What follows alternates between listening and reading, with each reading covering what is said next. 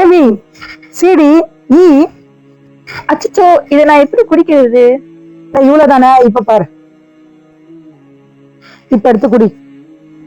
இது என்ன நான் வெஜிடேரியன் டீயா? இது நான் எப்படி குடிப்பேன்? எனக்கு விஷயம் தெரியாதாப்பா?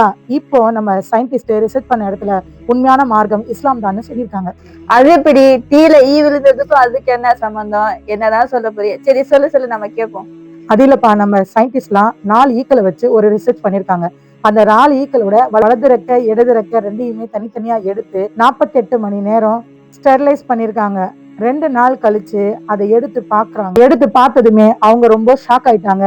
ஏன்னா இடது ரெக்கையில இருக்கக்கூடிய எல்லா ரெக்கையிலுமே கொடூரமான பாக்டீரியாக்களும் நோய் பரப்பக்கூடிய நிறைய கிருமிகளும் அதுல இருந்திருக்கு.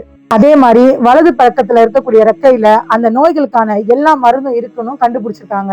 அல்ஹம்துலில்லாஹ். 1400 வருடங்களுக்கு முன்னாடியே நபிகள் நாயகம் ஸல்லல்லாஹு அலைஹி வஸல்லம் அவங்க சொல்லியிருக்காங்க, உங்களுடைய பானங்களில் ஈ விழுந்து விட்டால் அதிலேயே அமிழ்த்தட்டும், பிறகு அதை எடுத்து விட்டு அந்த பானத்தை பருகட்டும் அப்படின்னு நபி ஸல்லல்லாஹு அலைஹி வஸல்லம் அவங்க சொல்லியிருக்காங்க. ஏனெனில் அதன் 2 ரெக்கைகளில் ஒன்றில் நோயும் இன்னொன்றில் நிவாரணம் இருக்குன்னு 1400 வருடங்களுக்கு முன்னாடியே நபி ஸல்லல்லாஹு அலைஹி வஸல்லம் அவங்க சொல்லியிருக்காங்க. இதுல இருந்து எல்லாருக்கும் தெரிஞ்சிருச்சு இஸ்லாம் தான் உண்மையான மார்க்கம் அப்படின்னு. புரிஞ்சுதா? இப்ப குடிக்கலாமா இந்த டீயை?